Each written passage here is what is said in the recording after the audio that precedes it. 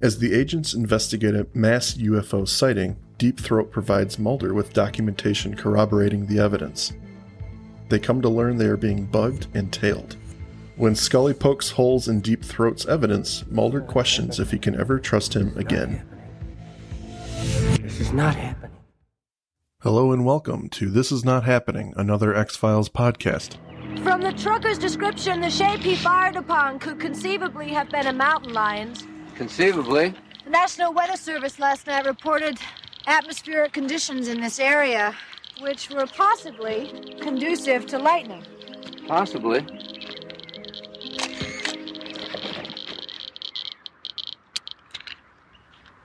It is feasible that the truck was struck by lightning, creating the electrical failure. It's feasible. And you know there's a marsh over there. Those lights the driver saw may have been swamp gas.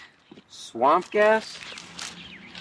It's a natural phenomenon in which phosphine and methane rising from decaying organic matter ignite, creating globes of blue flame. Happens to me when I eat Dodger dogs.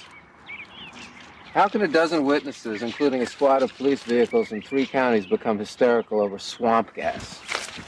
I've investigated multiple sightings before. Chesapeake Bay, the Okoboji Lakes, Area 51 in Nevada. None had this much supporting evidence. Anecdotal data, exhaust residue, radiation levels 5 times the norm. Mulder, none of that evidence is conclusive. The only question for me is, why was the truck driver singled out? Isn't it more plausible that an exhausted truck driver became swept up in the hysteria and fired upon hallucinations? I mean, after all, the road can play tricks on you. Yeah, it can play tricks on me.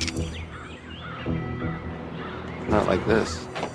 Hello and welcome tonight to This Is Not Happening, another X-Files podcast. I am your host, Mike, and joining me is Andrew. How are you doing? Hello, E.B.E. fans. This is the E.B.E. podcast where we discuss all things E.B.E. A lot of E.B.Es around. We're going to spend the next 8 hours discussing every facet of this episode. You ready, Mike? I am ready. Yeah, it's going to be a long one. Buckle up, folks. So this episode is, in fact, E.B.E., directed by William Graham and written by the dynamic duo Glenn Morgan and James Wong. Yep. Worth noting, they're going to write all the X-Files that's worth watching, right? But up to now, they've only done Squeeze, Shadows, Ice, and Beyond the Sea. And they've faltered with Shadows. A little bit. I mean, a little bit. It's not the worst episode. Yeah, no. I've got a lot of other bad ones from season 1, but it's okay. I think more noteworthy is the director, William Graham, whose previous effort was Space. Did you like Space, Mike? I vaguely recall it being very, very good. Yeah. And very tight story-wise. Not at all. Not at all like a 60s sitcom episode on steroids. No. Yeah. No, I think it's misunderstood. I think that they had him on contract for 2, and they knew that they had a lemon on their hands with the script, and they're like, "Well, William we'll patch it up, right? Yeah, We'll figure it out." But then they gave him E.B.E., and credit due, I think it works. Yeah, mostly. This is a good episode. So let's dive right in, shall we? Let us. No, I don't have anything for E.B.E. I mean, it's impossible to pun off that. Let's DOIT. Yeah, I don't know. It's good. It's good. So we open in the skies of Iraq. There is an Iraqi fighter pilot flying around, and he sees a UFO. And where have we seen this guy before, Mike? In what other episodes have we seen this? Yeah, I'm just kidding. He hasn't been anywhere in the episode. No, he has not. And I don't think we'll see him again either. No. Yeah. He is renowned actor, Iraqi fighter jock. That's right. He plays all the Iraqi fighter jocks in every 90s show. Yes. This is the guy. Yeah. This is your guy. But he does a good job. Yeah. He's reporting back. This is the first hour of 8 hours where we talk about the opening sequence. He wears that helmet like no one else. He's a pro. This is the guy you come to in the 90s. Yeah, there's a reason you cast this guy. Yeah. But he sees a UFO as he's fighter jetting around. And he's reporting his strange suspicions to his home base, I guess you call it. His boss. What is his boss? Yeah, his upper management. His upper management. Yeah. And while he's doing so, he loses sight of the UFO, and suddenly we get a bright flash on him, and he engages it in a chase, and he launches a missile at it, and miraculously it hits the object. Is it miraculous though? Because I feel like our man can. Well, fly. 90s Iraqi fighter jet guy Maverick right here. Yeah, he knows what he's doing. That's right. He locked that shit up. Danger zone. They should do that song in Iraqi. Oh, when we that recut this one, it's going to have Danger Zone in the background. Fantastic. Oh, it's going to be good. All right. I got to say, in this opening sequence, I'm fairly certain that they used a stand-in of an F-14 Tomcat as the fighter jet for this sequence, which is the biggest level of horseshit. Wait a minute. You mean they didn't have American planes? Ironically enough, Iran does have F-14s. The U.S., they were allies with Iran back in the day, right, and they sold them F-14s, and they still fly them to this day. America has even moved on from the F-14. It's too expensive, but Iran still has them. They've reversed engineered them. They maintain them. They make their own missiles for them and everything, which is kind of a little spit in the eye to America, I would say. But Iraq does not have this fighter, and it's a two-seater as well. So the fact that this guy's flying it by himself, I mean, there's just it's already got the thumbs down from me. From just okay, I'll move on. But technical, yes. What could they have done? They just didn't think they could get away with this 40 years later. That's right. They didn't think that Andrew would be freeze framing it and pumping the brightness and contrast to the extreme on a low res video to try and assess what this fighter actually is. Well, we'll just use it. It'll be fine. Yeah, don't worry about it. It's very high techy. It's very, Top Gun just came out, right? So it's all the rage with the kids. Yes. I promise I'll move on. No, you're fine. Okay, good. He strikes the UFO with a missile. It goes down. We cut to Hakkari, Turkey, NATO surveillance station. It's late at night, and all the soldiers are sleeping in their beds. They are awakened from their cots by a large crash in a strange scene, because it is Turkey, but there's a dense tree line. Listen, you don't know if you've been to Turkey. I don't know. It just struck me as odd. They could have British Columbia style forests in Turkey. Here's my immediate question: is it because it's a fireball at night? It has to be behind trees in the X-Files. They go back. It does look cool, but I think that the X-Files production staff have a lot out in the back 40 somewhere in Richmond, and they've got the same 6 trees and like a blasting zone where they can do their fireball effect behind trees at night, and just they move the camera 60 feet left or right, it's a completely different scene. Oh yeah, because they have done this so many times now.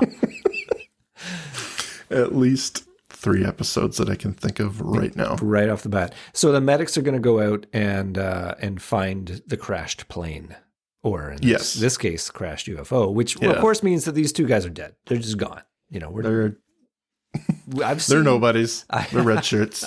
I've seen other episodes when we know what happens when these guys go off to a crashed UFO. They're either going to get killed by the alien, killed by the radiation, or killed by their own government for seeing it. It's nothing that happens to these guys.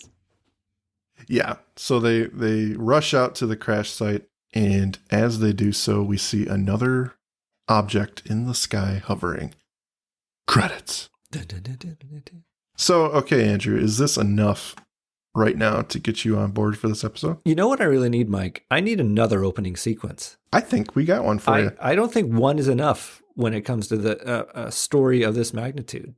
I agree. And so I'm going to shoot one at you right now. Do it. There's a trucker driving down the highway. I think I've heard this story before. At midnight. Yeah. Is there an 80s level sports car driving along with him?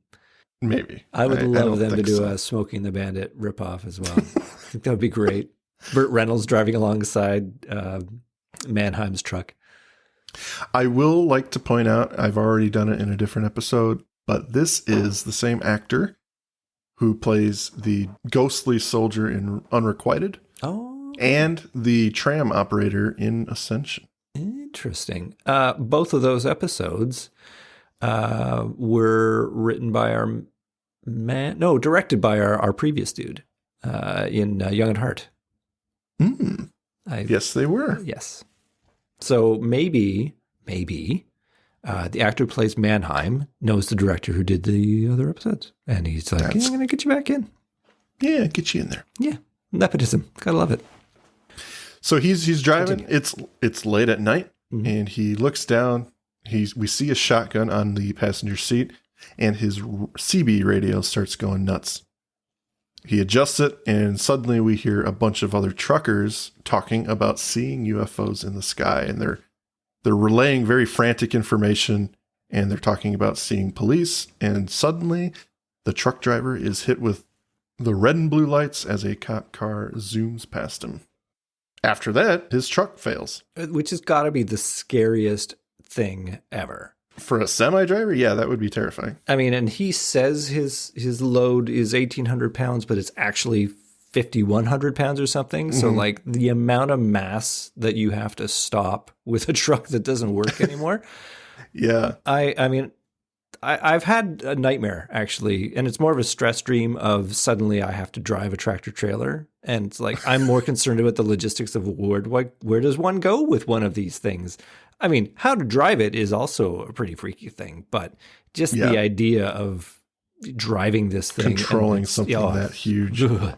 So yeah, that scene resonated.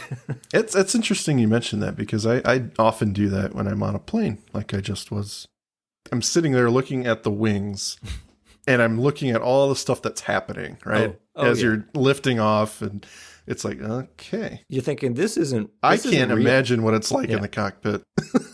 The worst part is they're like talking about, how they slept the night before. They're like, it is so commonplace for them. They push the button marked go, and the plane takes you to freaking other countries. Yeah, it's pretty routine for them. Let's continue to natter on about things that aren't X-Files. I'm sure the listeners love it. Yeah, the listeners love this. Yeah. So his truck stops. He struggles to keep it from going off-road. And once it comes to a halt, he gets out and grabs his gun. He looks up at the sky. He looks like he has bought into this CB chatter of other people seeing UFOs. Yep. What does he catch but a saucer-shaped UFO coming over the tree line?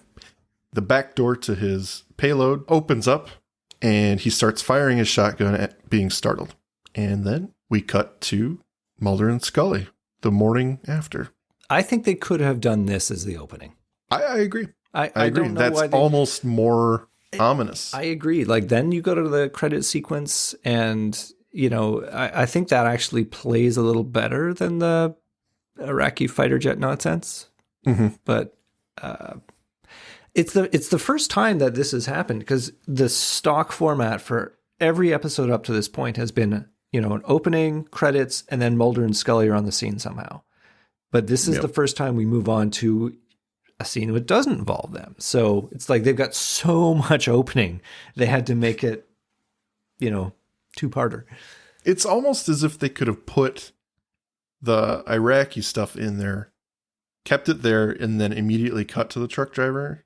And then because then it would be like these two things are happening almost simultaneously. Not simultaneously, but then you would have thought our truck driver's in Iraq. Yes. But I mean, obviously they would have identified where they were. It's Iraqi. Not Iraq. Past. Highway, not Iraq. Yeah, that's right. Not in Iraq is the legend. So Mulder and Scully are on the scene, and he is gathering equipment from the back of the car. She is picking up spent shotgun shells that the truck driver fired into the back of his truck. And Mulder is assembling a Geiger meter. Is that correct? Is he looking for radiation? Yes. Yeah. Yes. Named after H.R. Geiger, who designed the aliens from... Yes, correct. Yes. It was named after him. Prove me wrong, audience. Decades before anyone knew who he was. But she's throwing out all these possibilities of what situation the truck driver found himself in, and these other witnesses that Mulder's talking about. He's a little dismissive of her. Aloof, He's like, one would say. it could be this thing, it could be that thing, sure. He's humoring her, for sure. Yeah. Yeah, he's doing his cute little Mulder thing where he feels he knows what's going on and he's entertaining his partner. Which has got to be as annoying as shit. If he's right now. Thank you for taking me seriously. Yeah, that's Mulder. right. Do you want to mansplain to me what's actually going on, or are we going to save that for the second act? Yeah. He's picking up some charred bits off the ground. It almost looks like the idea from Conduit, where there were charred trailer tops and tree lines and things like that.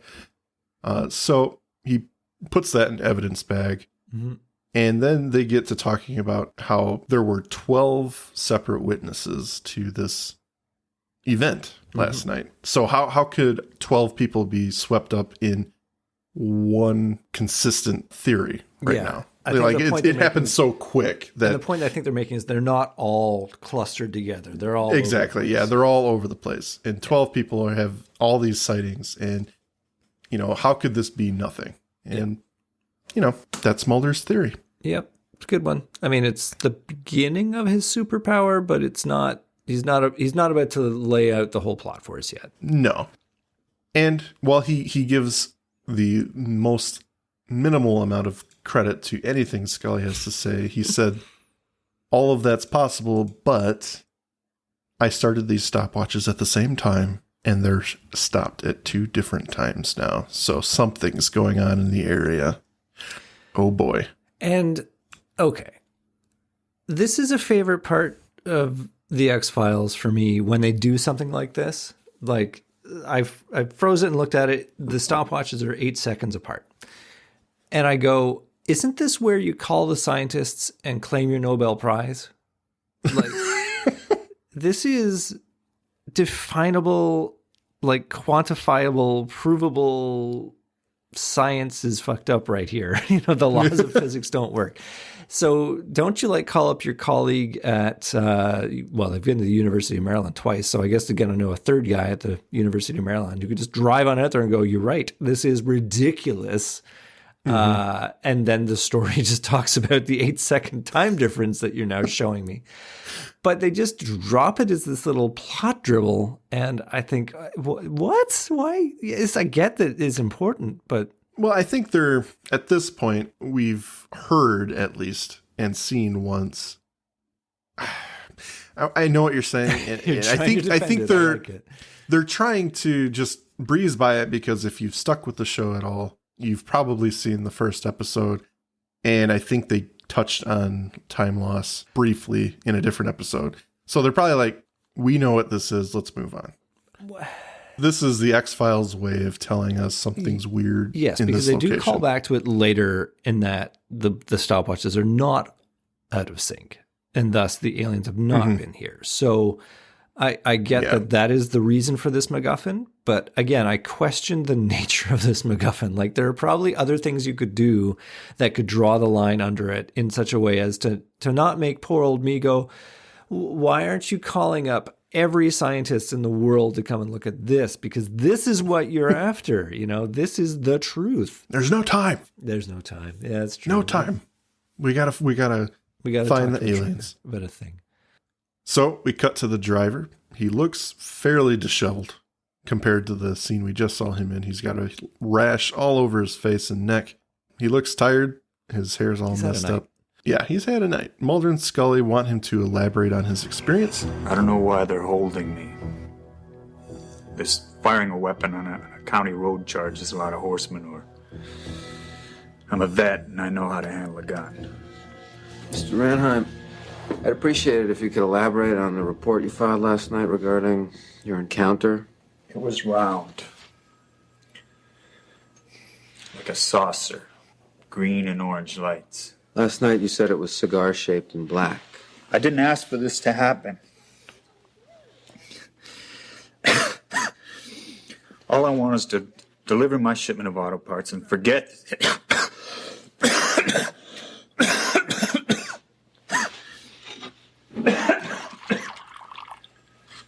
Pardon me for asking, but how long have you had that cough? Why? I'm just concerned. You said you were a veteran. What's that got to do with this? The cough, the fever, the rash. Those are all symptoms of Gulf War syndrome. I was never in the Gulf War. Okay, so how long have you not been yourself?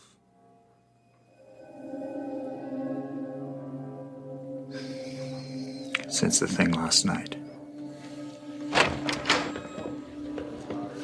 Mr. Ranheim, I'm Police Chief Rivers. Please forgive the misunderstanding. Your truck's been squared away. You may go. I'd like to examine the truck. That won't be necessary. This man has had an alleged close encounter. The truck undoubtedly contains important trace evidence. Sir, if I may. You've gotten all you're going to get out of this county. We will no longer cooperate in your investigation. Why? Just go away. Go away. I'm done listening to your questions. And it's worth noting that Scully's a little bothered by this. It's not so much Mulder. It's cool to see her, for me, get a little more defensive of the case they're working on, especially when it has to do with aliens or something, because it makes me think, okay, she's taking it seriously, which obviously she always does. I look at that and think, well, hold on. This is her reacting to the fact that they're not getting the cooperation that they expect as FBI agents, right? I think she looks at it and goes, well, this is very offside that you're pushing us off like this. I don't think she really is invested in the paranormal aspect of it. No. But I do like that Mulder puts his hand up and goes, not here. Yeah, he stops her from talking about the situation that just happened and that they found themselves in. It's a nice little bit of foreshadowing to the idea of surveillance. Because that is going to be a big thread in this episode. Yep.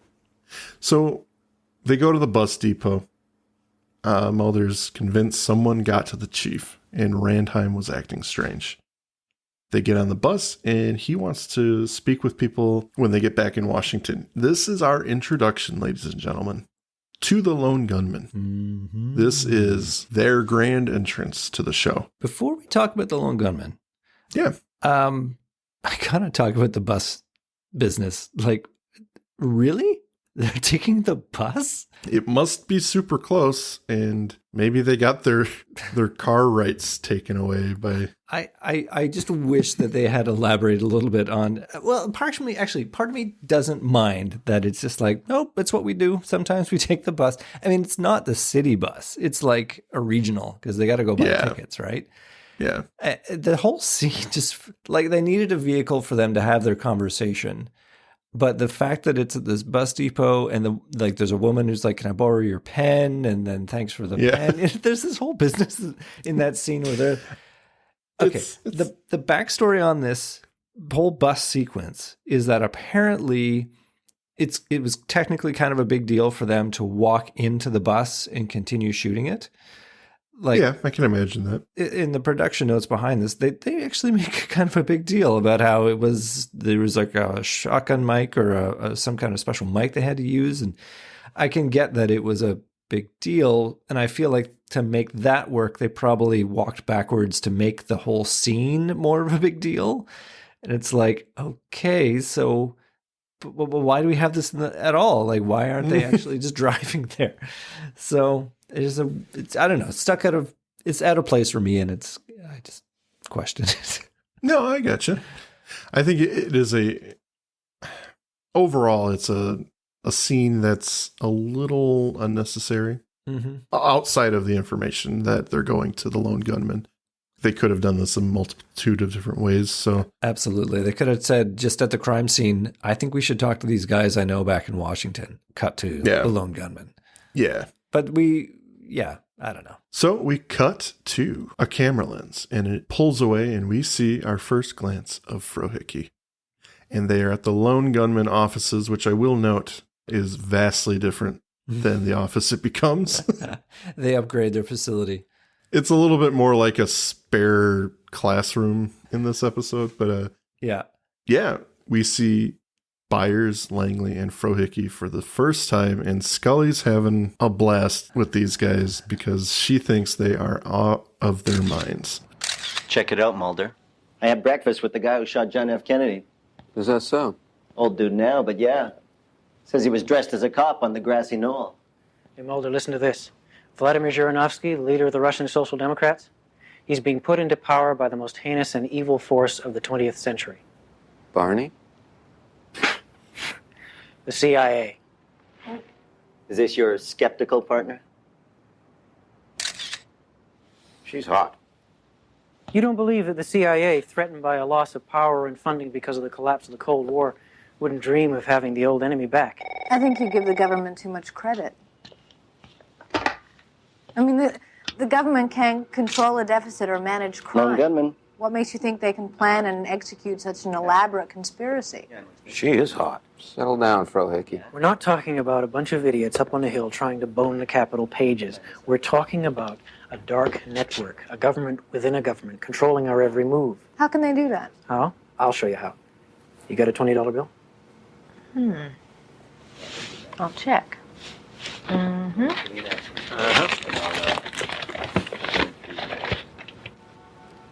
They use this magnetic strip to track you. Whenever you go through a metal detector at an airport, they know exactly how much you're carrying and where you're carrying it Hey, to. Byers, it is a federal crime to deface money. The strip is an anti-counterfeiting measure. How come it's on the inside? Other countries put that strip on the outside. What are they hiding? Okay. All right. What do you know about the Gulf War syndrome? Agent Orange of the 90s. Artillery shells coated with depleted uranium. Have you heard of any classified planes being flown during the Persian Gulf War? Why would you need to expose a secret plane to an air force that runs to Iran whenever you take to the air? What about UFO activity during that period? Yeah. UFOs caused the Gulf War syndrome. That's a good one. That's why we like you, Mulder. Your ideas are weirder than ours. I gather that they, Morgan and Wong, wanted to introduce these three earlier, like much earlier on, and it took them a while to get to this point that they could bring them in. I could think of a couple other episodes they probably would have fit in to provide some context for what was going to happen, but they have so much fun with them in this episode. Like, they really are just being introduced, giving us a taste of them, but you get so much backstory and flavor out of them in just a small taste, you know? Oh yeah, and it's immediate too. They're bouncing these small theories off of Mulder to kind of give us, the viewer, an insight as to who these people are. Yeah. Right off the bat, they're conspiracy theorists. Oh, yeah.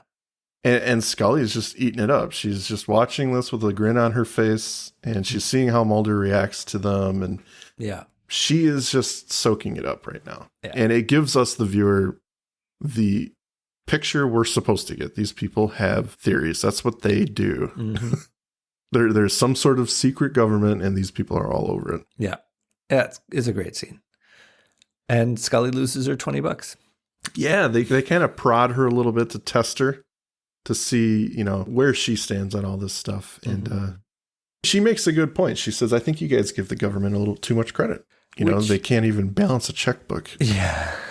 There's a lot to be said for that. I think that the real active point is simply that there are certain actors within the government with access that can be more effective than the government as a whole. But, I mean, what do you call it? Sure. Yeah. It works. And during this, the phone rings, and Langley picks up, and he starts an audio recording device before he says anything. Yeah. That's worth noting. Yeah. They record all their calls. I suppose that's also, again, foreshadowing to the idea that they are under surveillance. Because that's what Langley is. Yeah, that's a big theme in this episode. Yeah, it's the underpinning of the entire thing. So as Byers and Scully are going back and forth, Mulder kind of, humorously stops the fight before it starts. They cut back to the FBI office, and Scully's like, those were the most paranoid people.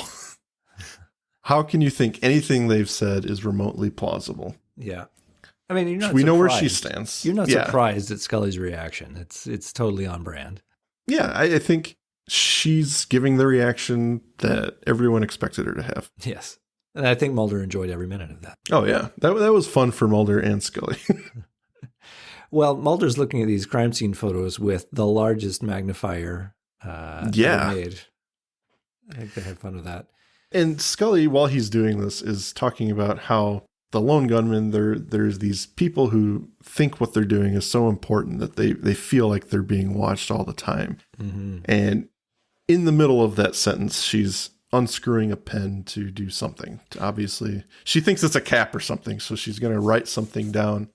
And she inadvertently dismantles the pen to find an elongated listening device hidden inside. Yeah, I must say, okay, I like the setup of the scene. I like what they're trying to do there by saying, as she is talking about, the idea that people How ridiculous. Exactly. She then goes and finds a bug. That's fine. But the setup of it, her discovering it, it's like, Mike, let me ask you.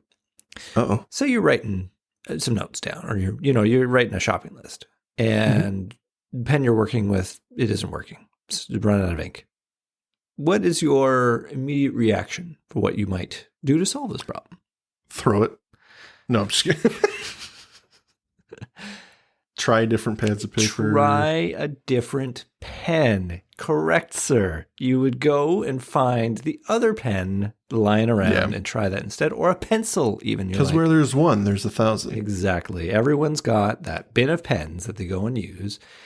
Would you, though, pray, open up the pen to see what might be wrong with it, or open it up and change out the ink cartridge? If I'm in school, yes. Because I know I played with pens a lot. I mean, I can't speak to the FBI's use of pen technology in 1994, but it just feels like, and she's earnestly doing it, acting that scene.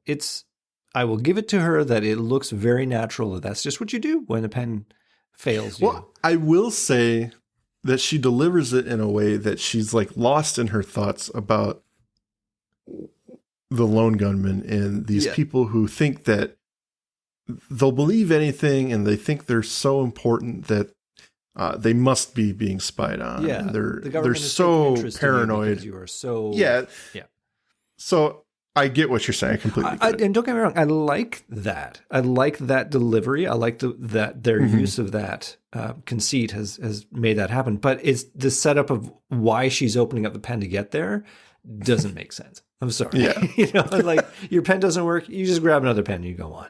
I mean, there are a million other ways they could have got there, but I didn't buy that. So we come back from a commercial because obviously that was a commercial moment. Big deal to find a bug in a pen. Yeah. It is nighttime and we're in Mulder's apartment.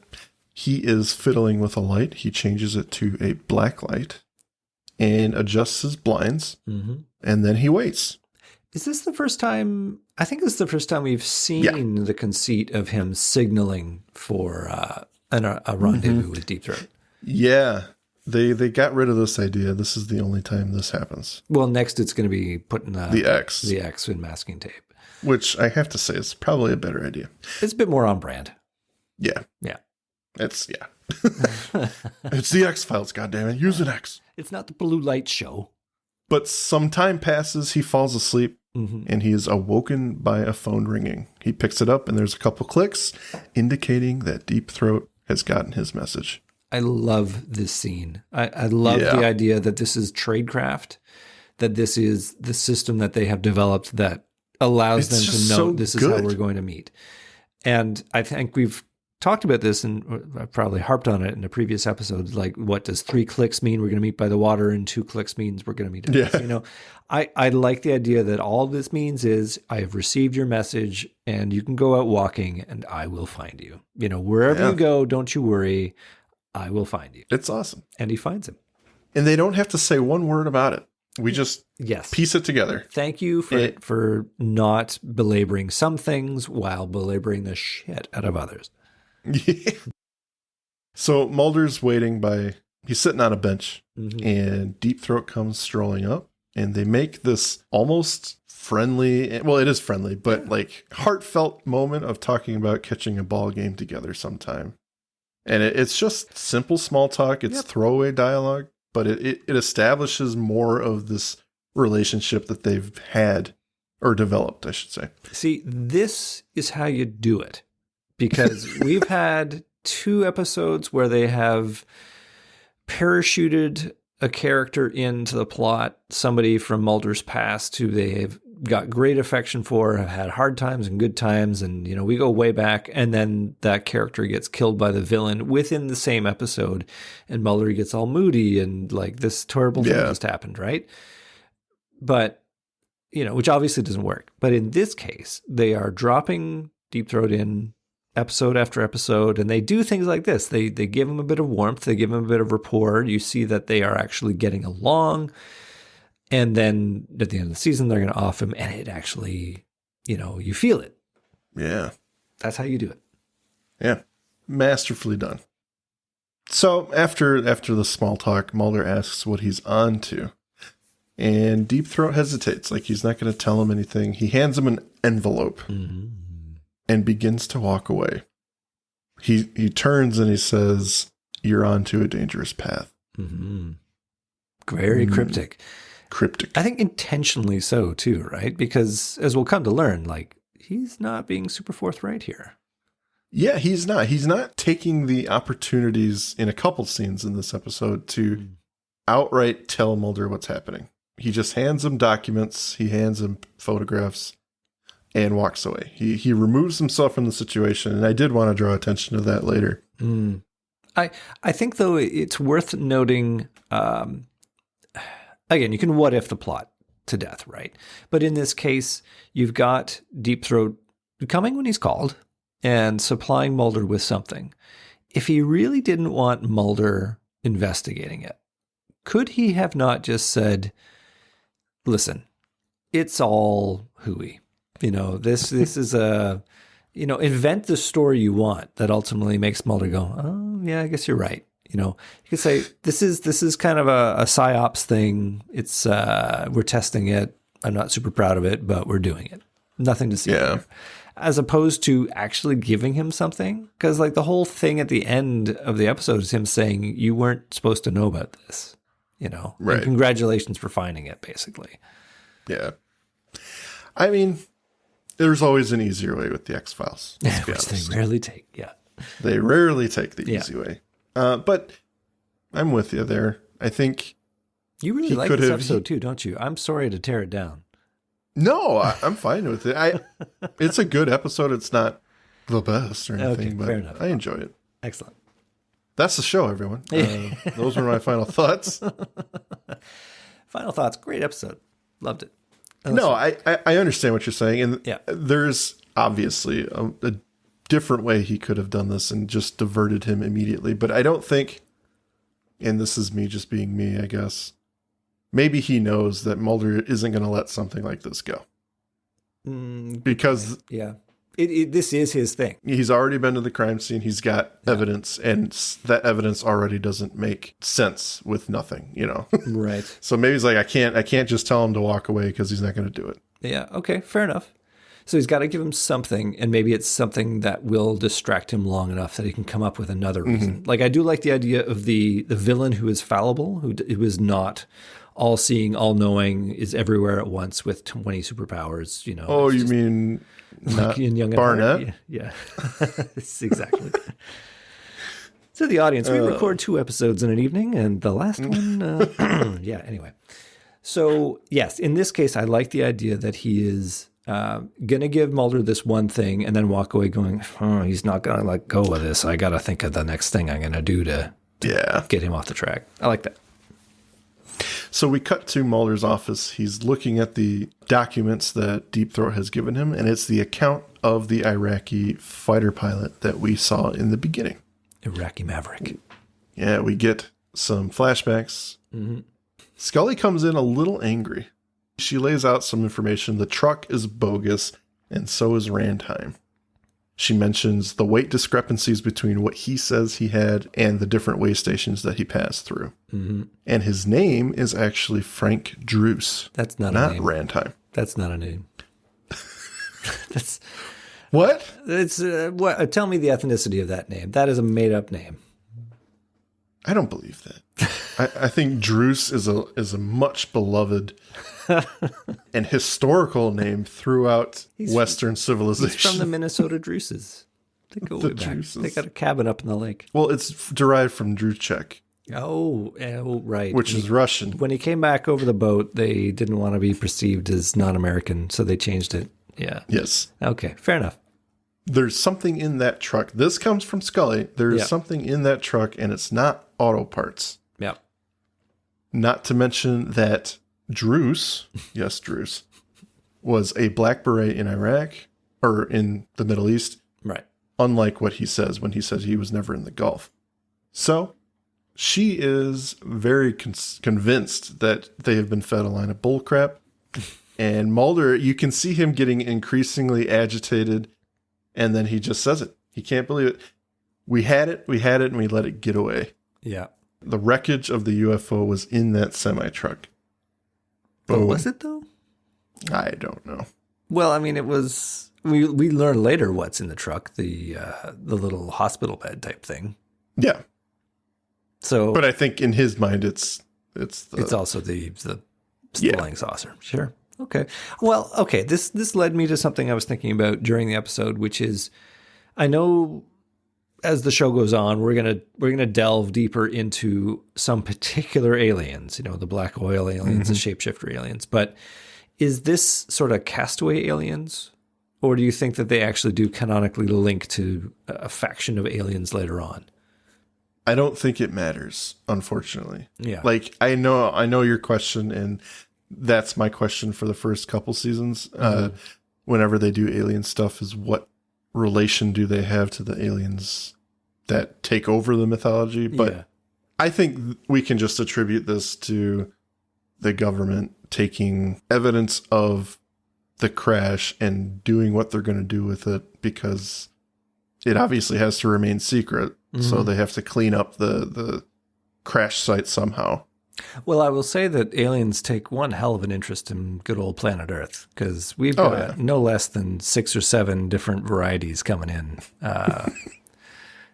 You know, we're going to get into some deep alien stuff in seasons 4 or maybe even in 3. Oh, yeah. 3. But up until now, it's like one alien after another is sitting here coming down and checking things out and going away. And Mulder says, you know, he starts relaying the information about the fighter pilot's encounter that he was given by Deep Throat. And he's putting the pieces together. Ranheim would be the perfect guy to get the wreckage across America unsuspected. Yeah. And he kind of laughs off that he's starting to sound like the lone gunman.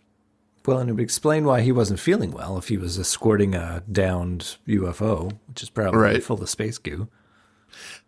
She asks him where he's getting his information, and Mulder relents a little bit. She says she wants to know everything, and Mulder says, all I know is that he's guided us away from harm. And she questions it. She's like, how do you know? We're FBI agents and we're being bugged. What does that tell you? Yeah, I do like this exchange because it does start to get us wondering about, you know, the legitimate intentions of Deep Throat. Like, why is he giving you this information? Why is he helping you? Is he in fact helping you, especially in this particular case? And Mulder's convinced right now that he's never lied to me. I trust him. And Scully lays the bomb. You're the only one I trust, Mulder. Boom.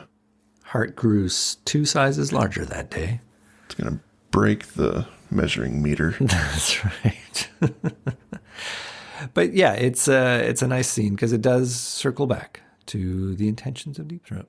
So we cut back to Mulder's apartment. They're going to pursue this, but he's got some stuff to take care of. It is dark once again. And when he walks in, the lights don't work. Deep Throat reveals himself immediately. Yeah, he doesn't want to get shot. Doesn't want to get shot. He startles Mulder. I'm in your chair. Don't shoot me. My favorite chair. That's my chair. He has something important, he says, and he hands him yet another envelope. And the photograph was taken by an officer at Fort Benning. Mulder asks if that's where the wreckage is being taken, and Deep Throat does not indulge this line of reasoning that Mulder has hit him with. Nice place you have here. A nice place you have here. Mulder stops him at the door and takes this moment to thank him for all his help. And you've put yourself at great risk doing so, and you've never asked for anything in return. And Deep Throat leaves without a word. I like the look on Jerry Hardin's face as he goes there, because as we learn later, like he's fed Mulder a line at this point. So there must be this. As he's feeding him bullshit, he's thank you for your help. This has helped a lot. Wow. I can't express gratitude enough. I gotta go. He's like, sorry, kiddo. Nice career you had there. Yeah. So Mulder takes the opportunity to open the envelope immediately, and inside is a photograph.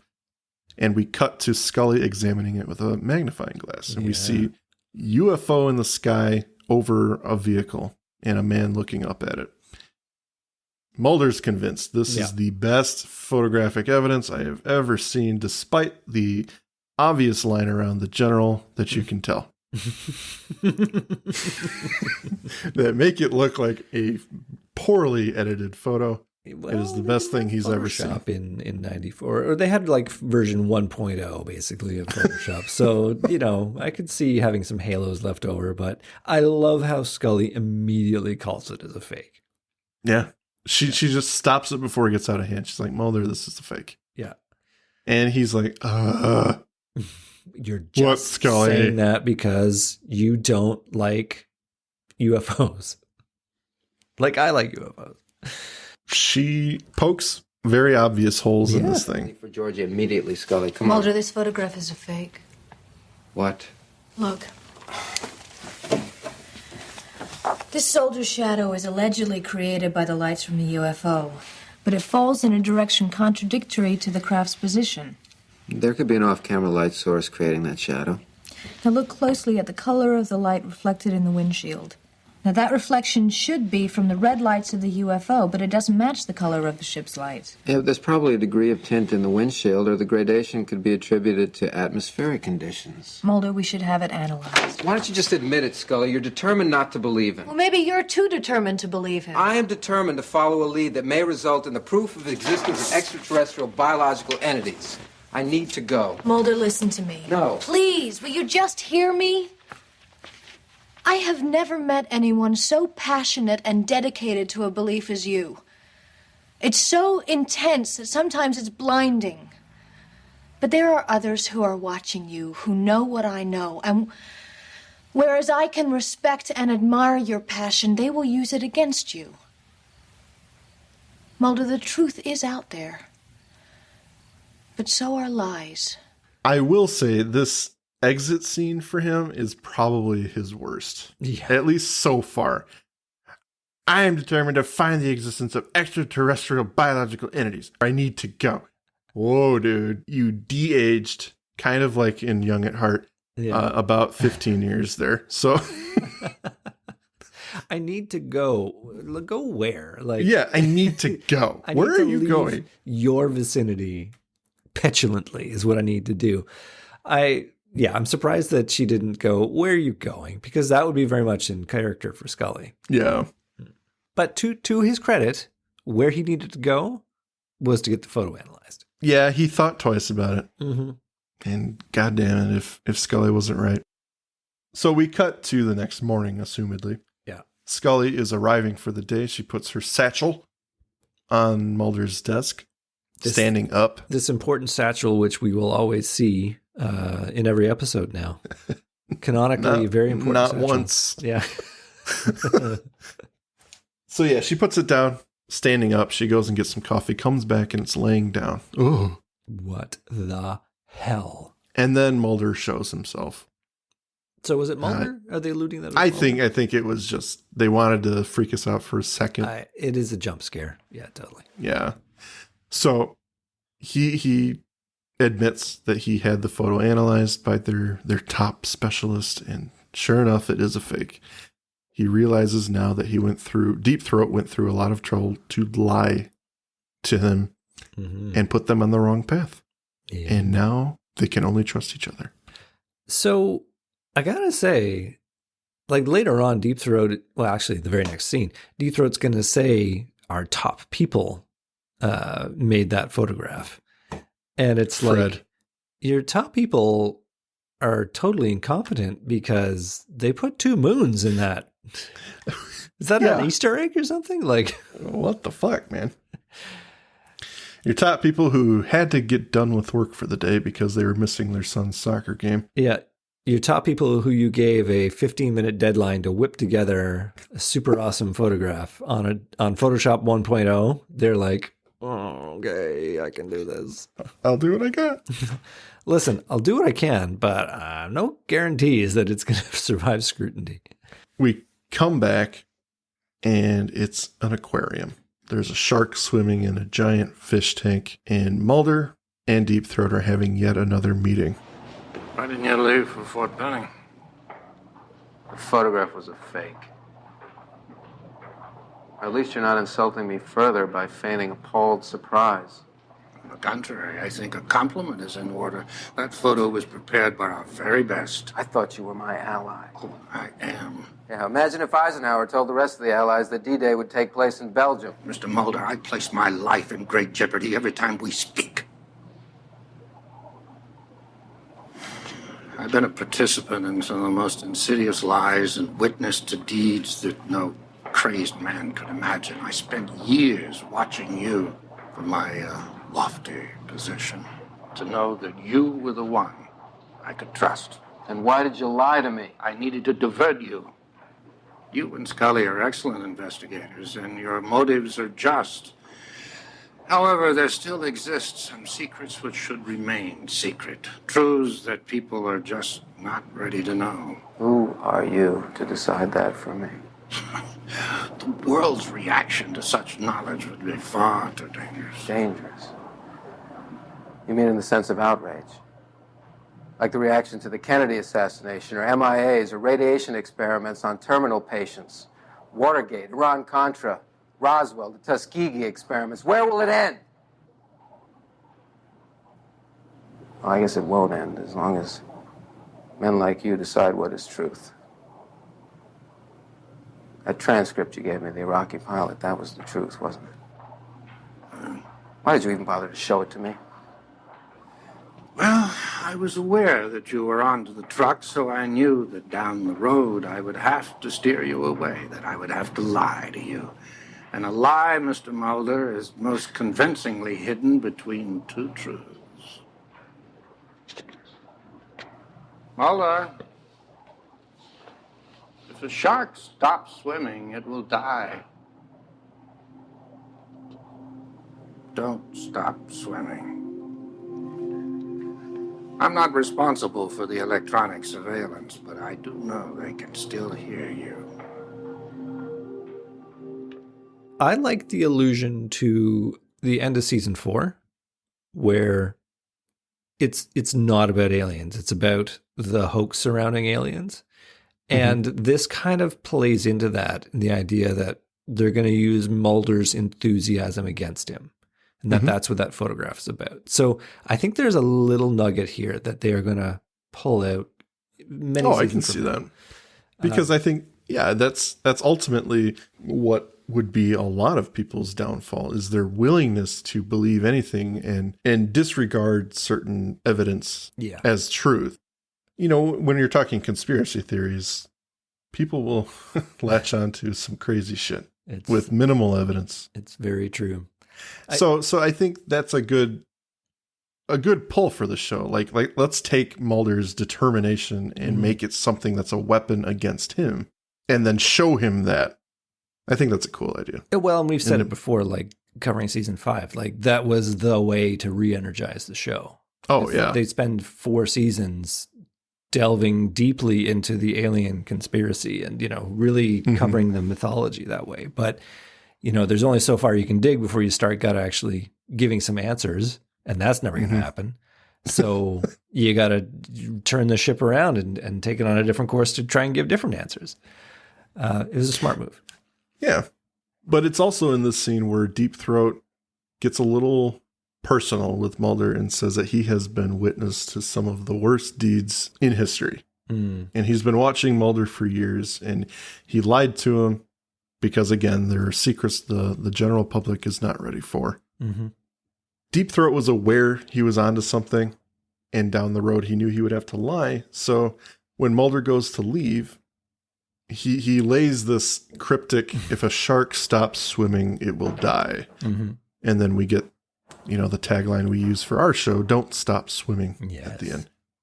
He isn't responsible for the bug in Mulder's office, but he does know that they can still hear him. Uh-oh.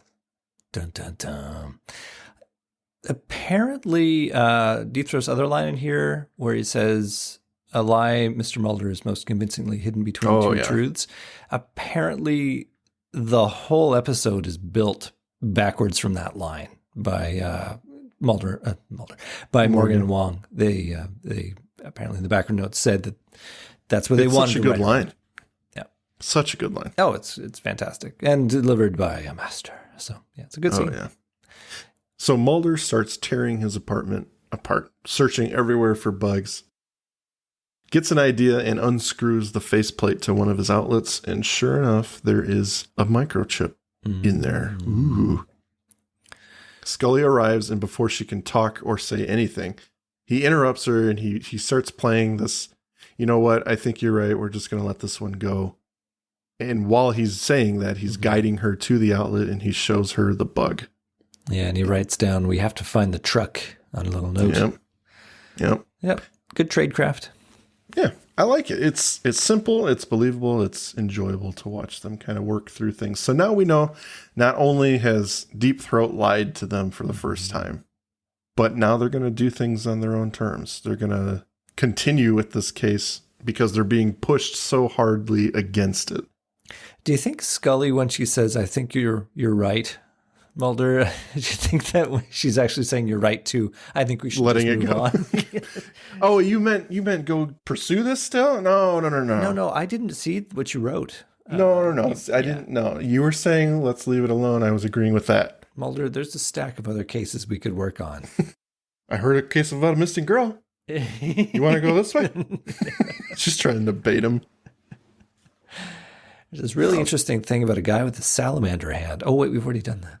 But here we get some more tradecraft, and I like it. This is probably one of the slicker scenes that they've done. Yeah, it's very spy. I like it. Very cool. They basically pull up in a car. Mulder pulls off to the side of the road. He lets Scully out. The camera shows us a car that was behind them, passes them, and then parks a few spaces up. He drives away. The car that was following them lets out an agent unsuspectingly. No, it's very casual. Yeah. And then that car, of course, follows Mulder, and the agent stays with Scully. She hails a cab. That agent is duped immediately and misses his opportunity to follow her. Mm-hmm. Okay. You notice that the next taxi doesn't stop for him because he's not a good-looking blonde. Oh, yeah. Yeah. It's like, nope. Nope, sorry, sir. No breasts. You're going to be waiting. Mulder is keying. He's clocking the tail. He knows it's there. And he pulls some funny business at a light, and he makes a left turn in front of traffic. Mm-hmm. And he watches in his rearview mirror as the other car tries to get through traffic but cannot. And they both head out to the airport. You know, it reminds me, did you ever see a show called Burn Notice? I love that show. Yeah, it's a really, really good show. Audience, if you haven't heard it, get ready to listen to our next podcast. This is not happening, a Burn Notice podcast. Yeah. But there's a great bit in there. He talks about how to... You're considering it, aren't you? I'm considering it. It's a good show. It's a good show. There's a great bit in there how he talks about the best way to avoid a tail or how to get away from being tailed is to drive like an asshole. It's like you signal left and turn right. You run lights. You drive real slow and then real fast. Because they don't know how to react. They're like, oh, no, I'm supposed to be inconspicuous, but you're doing all this shit. God, now I want to watch that show again. Fuck. Yeah. Well, I like how Scully goes to buy her tickets, one with a credit card and then one She's slick, too. She buys the fake ticket with her credit card and the next one with cash. And the ticket wicket woman who's like selling the tickets gives her this look like, is this legal, what you're doing? Are you a drug mule? Wait a minute. Yeah. You can't do this. You can't go to two places at once. You're aware planes go to different locations. You can't bilocate. Are you going to flip a coin and take one flight and waste your money on the other? They're not refundable tickets, Miss Scully. Actually, they probably are in 94. Yeah. And you could probably take like 4 suitcases with you. Yeah, on board. Oh my God. The things, on board the plane. the things you could probably do in 94, you wouldn't have to go through metal detectors, maybe? Were there metal detectors in the 90s? I'm sure there was something, but probably not anywhere near. You wouldn't have to take off your pants and subject yourself to a rectal scan. Sorry, sir. We've got to make sure there's no bombs up your bum. Yeah, we've singled you out for individual screening, completely by random. For every person.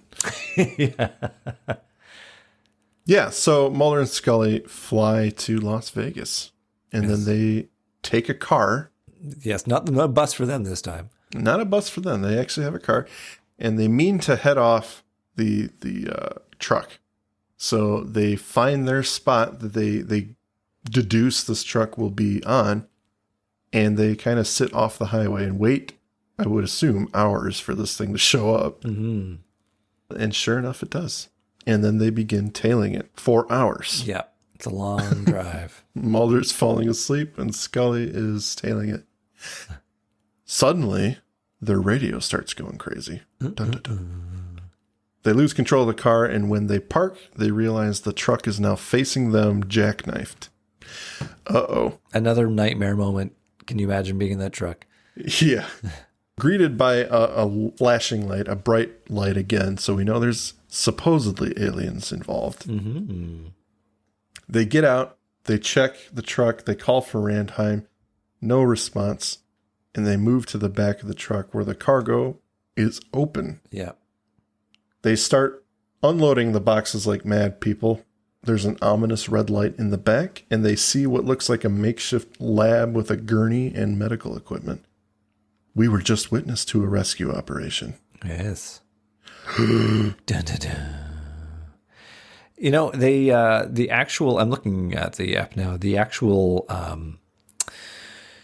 alien intervention, they have some hallmarks from previous episodes when aliens get involved. There's a little bit of stop motion, a little, they obviously do the fade to white thing, but it's well done in this. Like they've had some real misses when it comes to simulating an alien intervention, but I like this one, even though I think we're led to believe later on that this was not in fact aliens that had done this. Yes, this was 100% fake, as we learn in the next scene. After the commercial.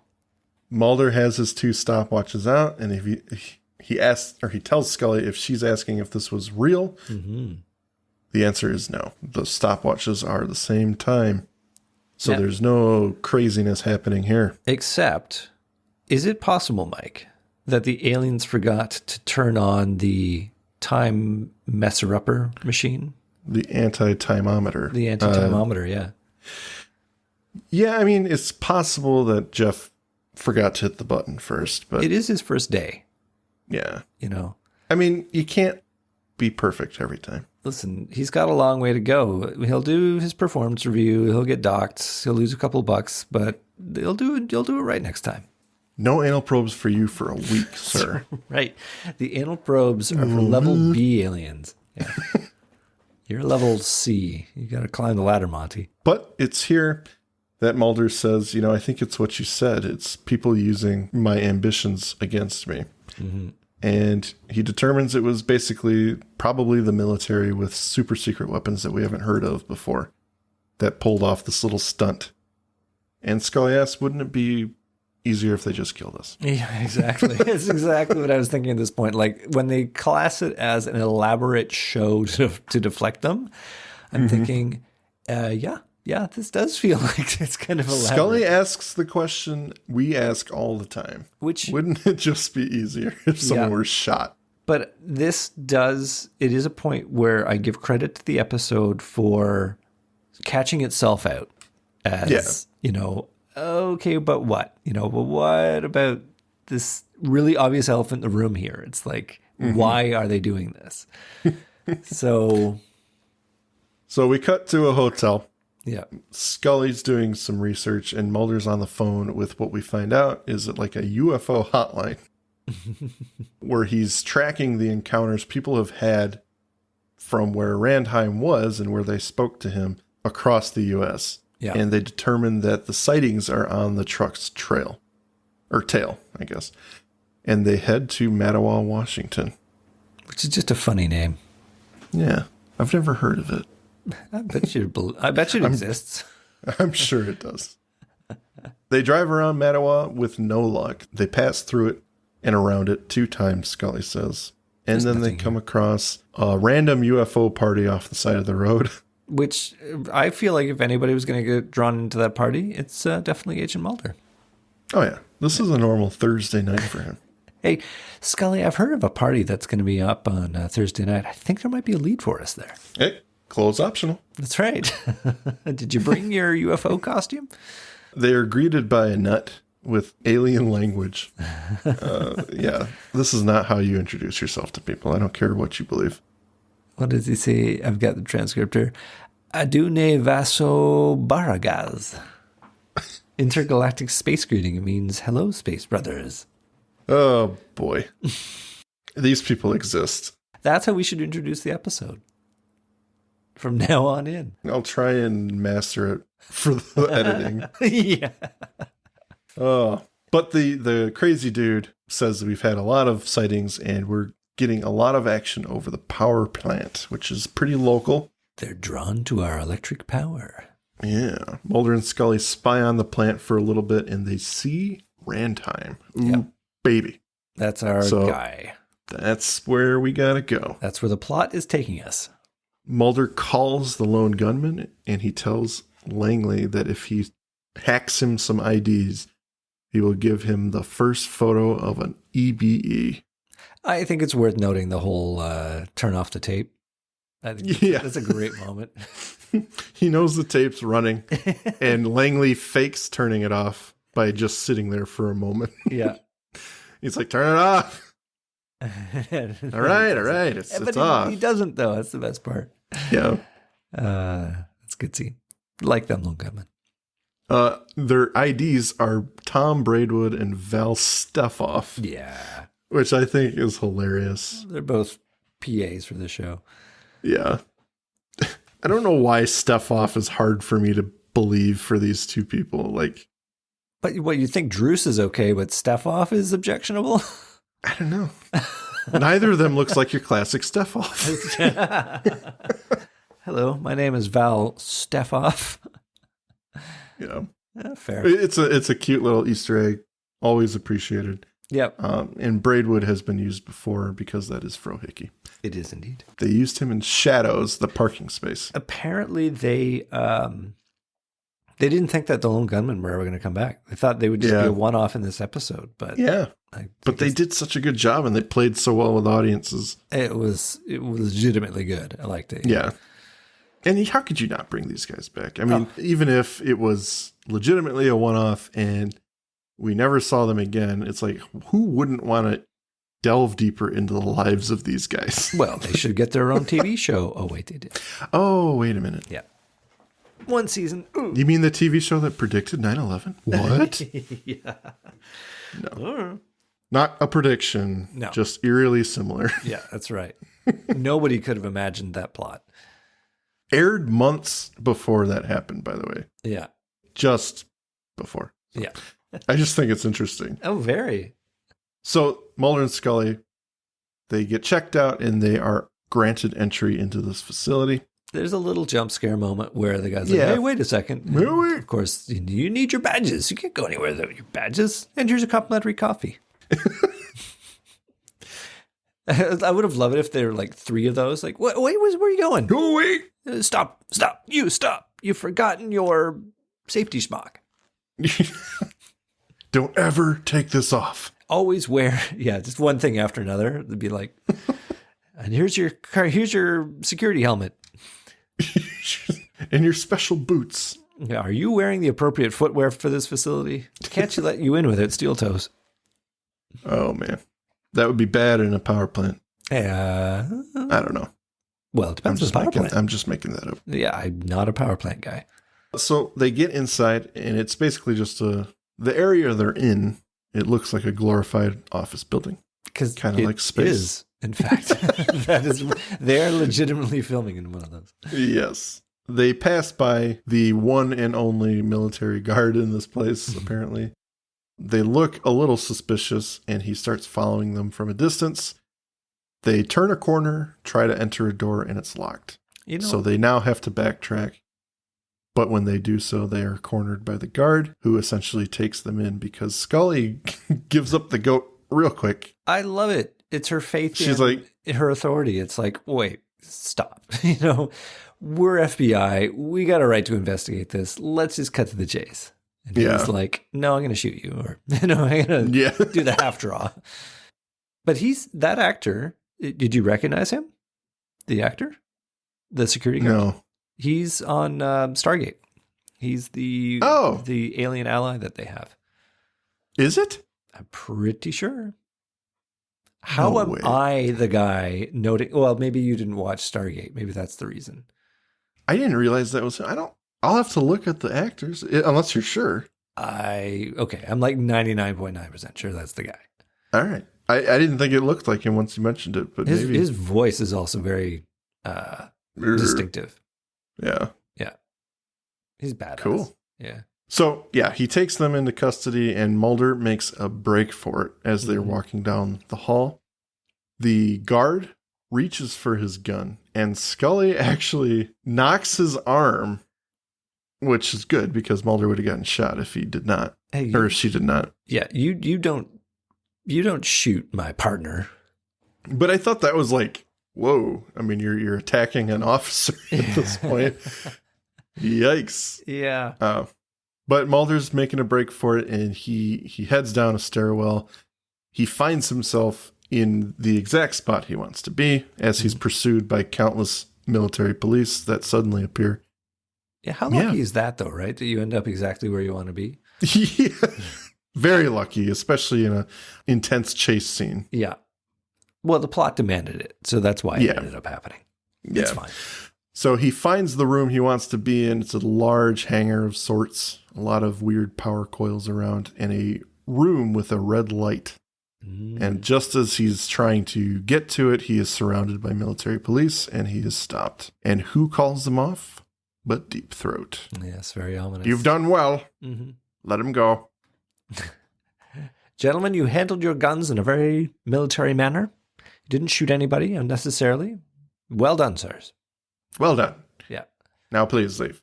Now please let me Don't question what I'm going to do. Yes. This is all a drill. You'll all be given bonuses. After the Roswell incident in 1947, even at the brink of the Cold War, there was an ultra-secret conference attended by the United States, the Soviet Union, the People's Republic of China, Britain, both Germanys, France, and it was agreed that should any extraterrestrial biological entity survive a crash, the country that held that being would be responsible for its extermination. I have the distinction of being one of 3 men to have exterminated such a creature. I was with the CIA in Vietnam. UFO was sighted for 5 nights over Hanoi. The Marines shot it down and brought it to us. Maybe it didn't know what a gun was, or perhaps they don't show emotion. But that innocent and blank expression as I pulled the trigger has haunted me. Until I found you. That's why I come to you, Mr. Mulder, and will continue to come to you to atone for what I've done. And maybe sometime, through you, the truth will be known. It is worth noting that Deep Throat, as he's passing one of the military police, he grabs Mulder's gun that the police officer had, and he just hands it to Mulder. Yeah. He's like, he's not going to kill anyone, so no need to be afraid. I'm looking at I'm reviewing the footage, Mike, of the chase scene, and Mulder does this leap over a sign and biffs it. And he starts limping? He falls on his face and then starts limping. And I think that's such a weird choice. I mean, it's not the only weird choice directorially in this episode. I'm thinking of the bus station, everything about the bus station. But a weird choice to give him a limp. Like, either they're doing it to make him out as not a prototypical action hero, like he's not perfect, he bungles, right? And that's a point of him bungling. Or alternately, and there's nothing in the background It's just a notes bad about this, cut. it could just be that when they were shooting this, David Duchovny had a bum ankle and they needed to give him a reason why suddenly he's limping.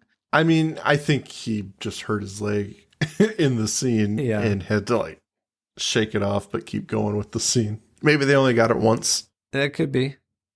It would be interesting to note whether or not the original script had him limping like that. It's worth investigation. Yeah, but that is one hell of a set that they have made there. Yeah. They've definitely turned the school gymnasium into something pretty great. It does look like everything's placed there and they're just trying to make it look as cool as they can. It's like a giant Tesla coil. Yeah. Different colored coils. Actually, if you look at it, it does not age well. I mean, that looks really like, oh, you want a sci-fi set. It's like Pee-wee's Playhouse version of Scary Science Room. Yeah, that's a case where they should have used a lot more shadow to mask what was going on. They showed way too much. Yeah. Showing way too much. Bit too wide angle. All right, let's take it home there, Mike. Deep Throat and Mulder have this nice moment by themselves. And Deep Throat is relaying this story of the mutual agreement between countries after the Roswell incident to dispose of any living biological entity if one crashes in any country. I like it. It's a very heartfelt moment, and it gives the viewer added information from this man that has so much mystery around him. Yep. And I personally believe what he's saying.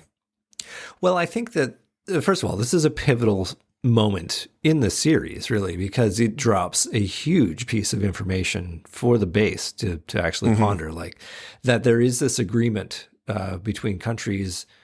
If any ET comes down, that's a dead ET. Like that is what that is going to be our planetary policy to aliens is not to deal with them, just to straight out kill them, which is a really interesting take. I question whether or not that's, that all countries would agree to that. But, and I can also imagine that, if you want to be cynical, one country might say, oh, yes, absolutely, that's how we'll do it. But an alien lands and like, take me to your leader. Yeah, absolutely. Give me all your alien tech while you're at it. Exactly, yeah. So, can imagine a lot of convoluted storylines here, but that the U.S. at least is taking the opportunity to, this is how we're going to do it. So very interesting that we get this information. As for whether it's real, I question that. So you believe him? Yeah. No. I believe his story about. I should elaborate on that. Okay. I believe his story about being a person who has killed one of these things, and this is why he's coming to Mulder. I believe there is that genuine guilty conscience about him. Mm-hmm. Ultimately, to me, Deep Throat is a good guy. There's no other reason to me why he would be doing this. I mean, well, I think there are plenty of others. Yeah, I see where you're going. Yeah. Lots of reasons why Deep Throat could be using Mulder the way he is. Mm-hmm. But I think you ultimately, as a fan, have to choose whether or not you believe or want to believe in Deep Throat as a character. And I think that's a fascinating thing. Like, they have really given you just enough that you can believe in him, but they've also given you enough that you can totally think, nope, he's playing them all. He's full of shit. He's full of shit. Which is the strength of the show, really. Yeah. It's just one of the better parts of the show. Mm-hmm. Deep Throat is one of those characters that he's so ambiguous that motives are always up in the air. And I think I like this moment because it feels different than the other ones. This one feels genuine, and this is why I come to you. Mm. That's the way I take it. I actually believe him when he says that. So there is a missing link in this scene.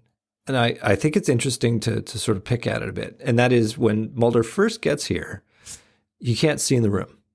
And Deep Throat comes down and says, I know you want to look through that window, but it'd be pointless. And he does this thing where he sort of edges in to sort of coerce him not to look in, right?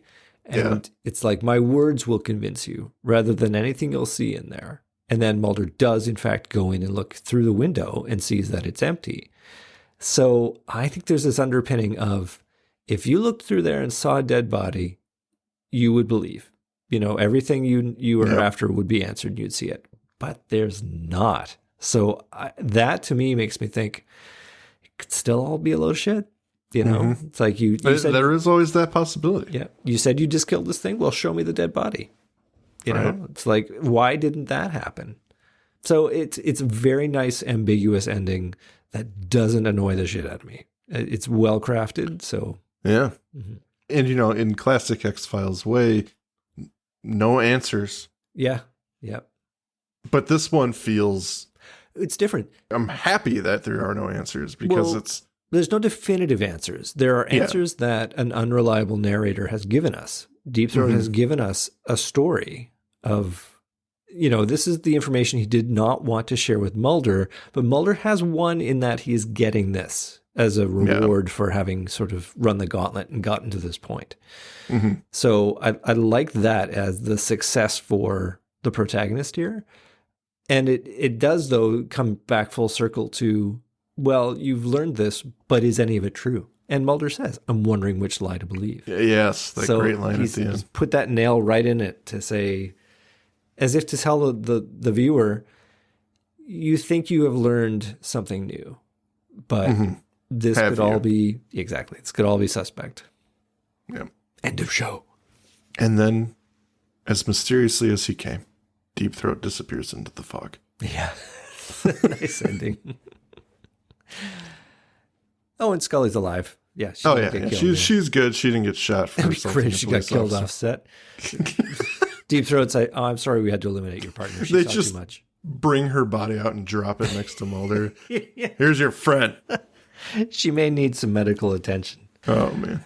But yeah, it's a pretty sweet ending there with him walking off into the mist. I mean, it's again, another moment where they really probably thought of that as the way they were going to end it and worked backwards. Very possible. Yeah. Cool. Yeah. That's the episode. I mean, Andrew, what are your final thoughts?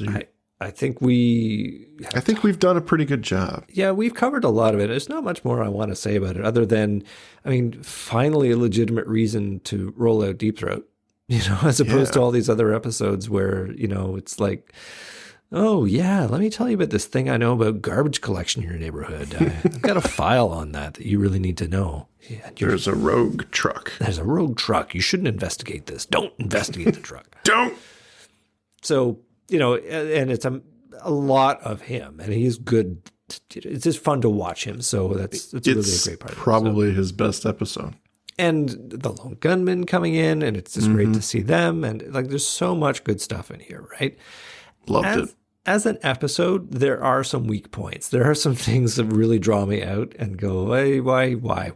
We could have done without this, but it's not as bad as some other episodes. So, just by virtue of, frankly, doing it the way it's supposed to be done, I think it's excellent, as opposed to trying to jam too much into it. And I think whenever they do mythology style episodes, they pay a lot of attention to how much they're going to give away.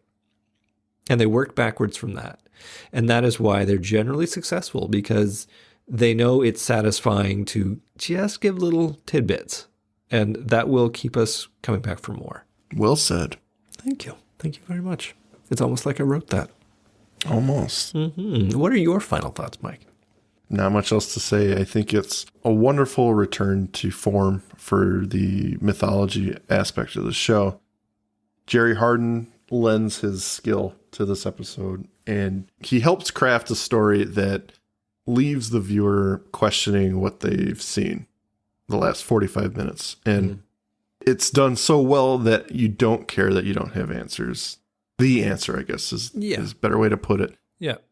Mulder and Scully, we got to see cool sides of them that show their prowess in investigative technique and spy craft, I guess. Yeah, we haven't really seen that. It's cool to watch in action. And it's not like it has to be some grandiose thing and action movie, jumping out of planes and sniping people from a distance or anything. It's just simple stuff that was done well. Yeah. Slick enough that's believable for two FBI agents to pull off. Yep. It just made the episode that much more enjoyable. Like you said, there are faulting points One I think would be that we've covered is the introduction is a little different, a little weird, maybe unnecessary. Yeah, but I think they could have, as I said, I think they cut the fighter jet and just start with the trucker, and it works just as well. I mean, I think they wanted to do it, so they did it, but it didn't need to be there. It doesn't hurt the episode, but it doesn't like add to it. So well, and even have Mulder flashing back to it, it's like if you want to have your footage there, just drop it in there. Like I don't know why you needed to have it up front, other than there's some nice visuals in there, I suppose. But Iraq does not have the F-14. I'm so sorry. That is the takeaway from this episode. That is what you needed to. You just listened to us for what? An hour-long show to learn that Iraq doesn't have the F-14. They're flying the wrong plane. Episode's crap. Why couldn't they have set it in Iran? Hey? Why did it have to be in Iraq? Maybe it's a typo. You just see it delete and correct. Oh, that's good. That's good. But yeah, I mean, I'm not going to blow this one too much and too much more. It's a great episode. Perfect it is not, but it is very fun. And again, always love to see Jerry Hardin. Yeah, you wouldn't skip this one. Not at all. Well, I think we're DUN with the E.B.E. YES.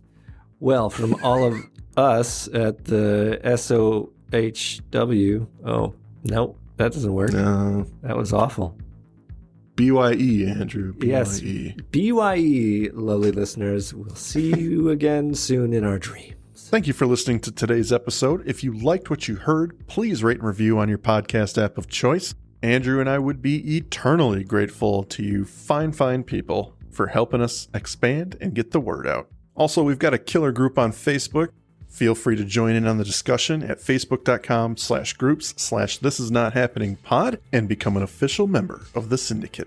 We do polls and we have questions for every episode to give you guys the opportunity to chime in and possibly let your voice be heard on our recordings. And please join us on our new Twitter at tinhxfilespod, no dash, to stay up to date on everything, moment to moment.